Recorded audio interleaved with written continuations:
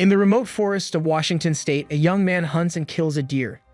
Children of various ages, covered in black soot, emerge with their father, Ben Cash. He declares that today the boy has transitioned into manhood, feeding him the deer's liver. Proudly looking on, the children then joyfully splash in a clear forest stream to wash off their camouflage. Later, they carry the animal's carcass to their home deep in the forest. Nearby, there's a greenhouse, storage buildings, and a garden, all meticulously organized. Each resident diligently performs their tasks. In the evening, they gather around a campfire where the children read classics and scientific literature. The father quizzes them and assigns tasks, then plays guitar while they create music and dance. Mornings begin with a mandatory run along forest trails. Later, Ben and his eldest son, Bo, return from town with supplies. The younger children ask about their absent mother, who is revealed to be in a hospital. Bo, less interested in town gossip, finds letters inviting him to top universities, highlighting his intellectual potential. Meanwhile, Ben contacts his sister, who informs him that his wife Leslie has tragically taken her own life. After spending a long time under a forest waterfall, Ben gathers the children to share the devastating news. The family mourns together. Later, Ben reads Leslie's will, which surprises him. The next morning, they resume their routine with a run and exercises. Rhea, in his grief, asks when their mother's funeral will be. Ben returns to town to discuss arrangements with Leslie's parents, who blame him for her death despite their shared choices. They inform him of the funeral in 5 days. Back home, the family discusses the situation, grappling with their grandparents' anger and the threat of Ben's arrest. Ben hears Leslie's voice at night, affirming their extraordinary life together. In the morning, the children insist on a mission to rescue Mom, despite Ben's objections and the upcoming training. During their attempt, Ryan falls and injures himself, but Ben encourages them to persevere without relying on magic. Eventually, they reach the peak and rest before heading back. On the way home, Ben initially decides they can't attend the funeral due to family conflict, but changes course, deciding to show the children more of America instead. They continue their journey in their bus, exploring landmarks and searching for food along the way. In the morning, they stop at a bank where Ben withdraws money while the children observe people inside, noticing their different appearances. Ben teaches them it's wrong to mock others, and they return to the bus. Soon, a police officer stops them, questioning why the children aren't in school. Bo steps in, citing homeschooling and calming the situation with religious readings and hymns. Continuing their journey, they stop to hunt for food but can't bring themselves to shoot domestic animals. The children, overwhelmed with memories of their mother, start speaking Esperanto, which irritates Ben. He insists they communicate in known languages. At a cafe, Ben struggles with the menu, eventually realizing there's no suitable food and orders the children out. He later steals groceries but collapses in the store. While shoppers aid him, the children take the groceries and Ben recovers and drives on. Reflecting on their actions, Ben discusses their mistakes in stealing and later presents a stolen cake, celebrating Noam Chomsky's birthday with gifts for the children. Ryan questions why they can't celebrate Christmas like others, but Ben argues for the value of intellectuals over mythical figures. Their journey continues to Ben's sister Harper's house, where she warmly welcomes them. The children surprise her with questions about slaughtering chickens, and Ben calmly explains everything, even delicate matters. Harper's husband tries offering condolences, but Ben bluntly discusses Leslie's death, ignoring attempts to end the conversation. Ben eventually tells the children about their mother's likely postpartum psychosis, disregarding his sister's discomfort.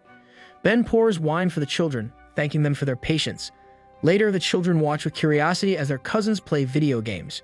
Ben argues with his sister, who disagrees with his open and honest parenting style. Harper believes in withholding information children can't understand isn't lying, but Ben insists on transparency. Her husband suggests postponing the discussion until morning, and Ben apologizes. Meanwhile, the children set up their sleeping bags in the yard despite having rooms prepared for them. In the morning, everyone gathers at the table, and Ben allows the children to play video games with their cousins.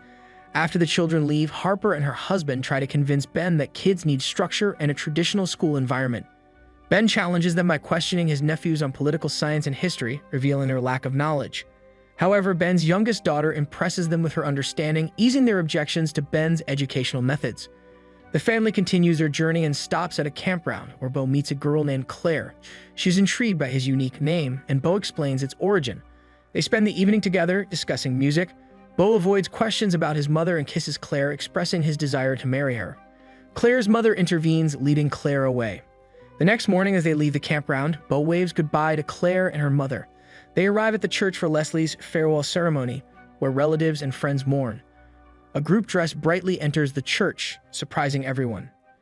During Leslie's funeral service, the preacher speaks about her, and when he mentions Ben, Ben takes the opportunity to share Leslie's last will and testament.